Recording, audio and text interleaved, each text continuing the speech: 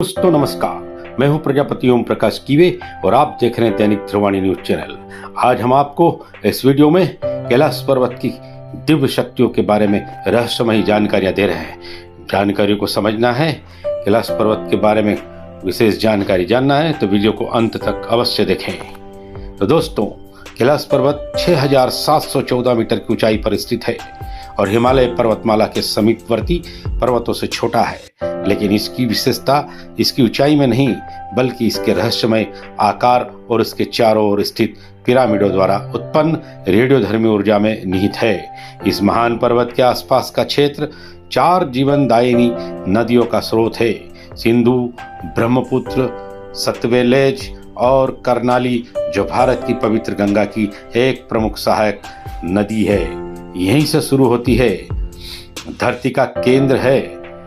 धरती के एक ओर उत्तरी ध्रुव है तो दूसरी ओर दक्षिणी ध्रुव। दोनों के बीचों बीच स्थित हिमालय का केंद्र है कैलाश पर्वत। वैज्ञानिकों के अनुसार यह धरती का केंद्र है। कैलाश पर्वत दुनिया के 4 मुख्य धर्मों हिंदू, जैन, बौद्ध और सिख धर्म का केंद्र है।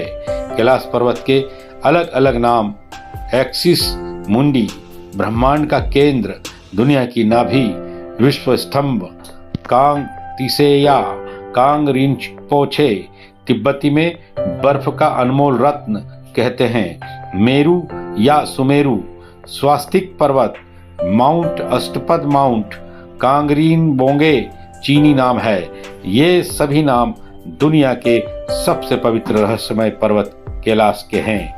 अलौकिक शक्ति का केंद्र है यह पर्वत।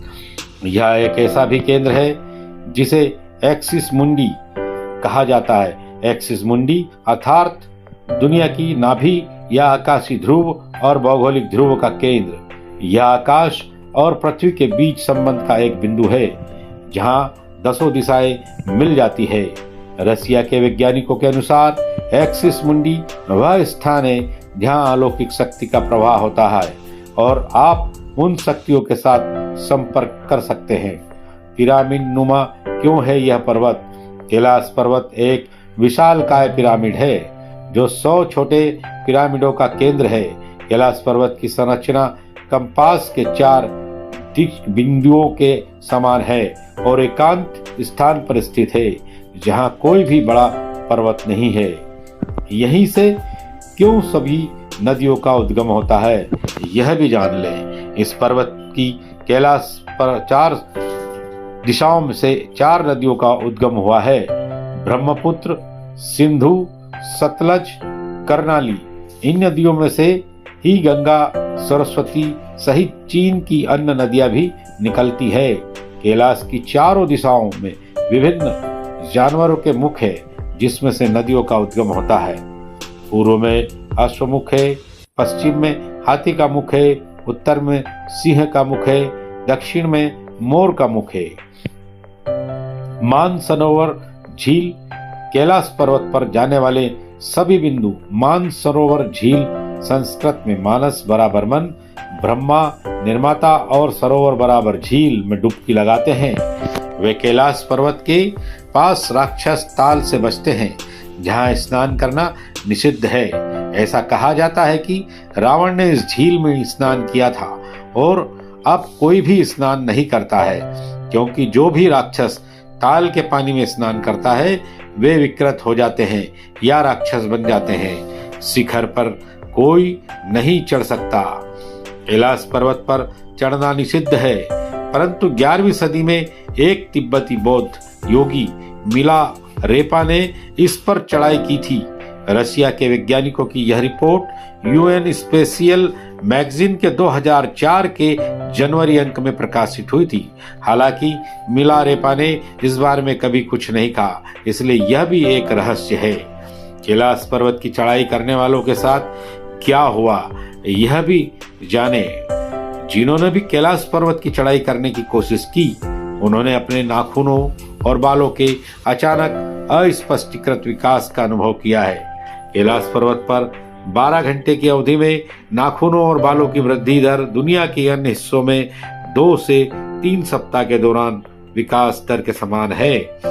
2 रहस्यमयी सरोवर का रहस्य है यहाँ 2 सरोवर मुख्य है। पहला मानसरोवर जो दुनिया की शुद्ध पानी की उच्चतम झीलों में से एक है और जिसका आकार सूर्य के समान है।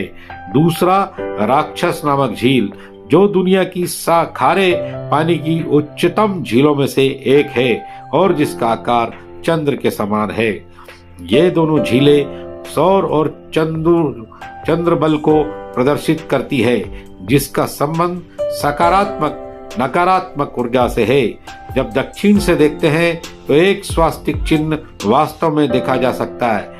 यह अभी तक रहस्य है कि ये झीलें प्राकृतिक तौर पर निर्मित हुई या किसी ऐसा इन्हें बनाया गया है। सिर्फ पुण्य आत्मा ही निवास कर सकती है।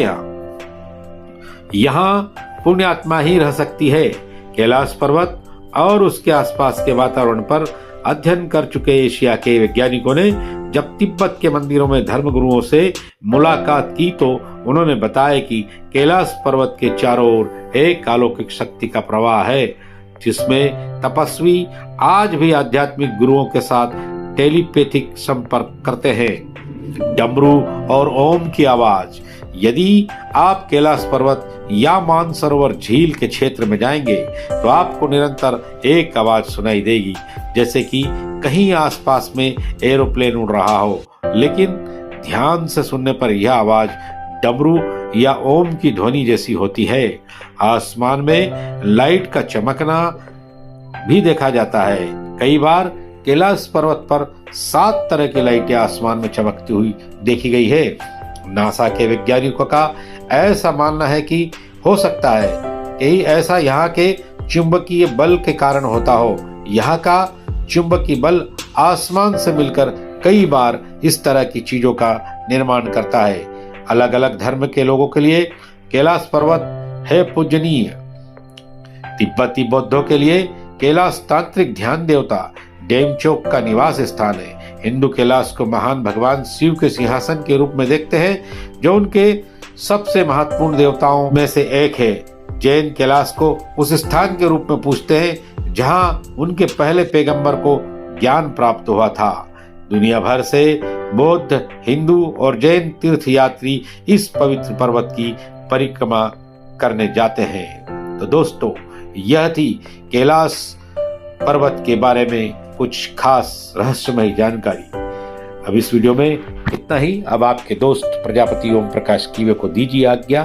नमस्कार। हो तो वीडियो को लाइक करें और इसे ज्यादा से ज्यादा शेयर करें और हमारे चैनल को सब्सक्राइब कर लें। मिलते हैं आपसे नेक्स्ट वीडियो में, तब तक के लिए नमस्कार।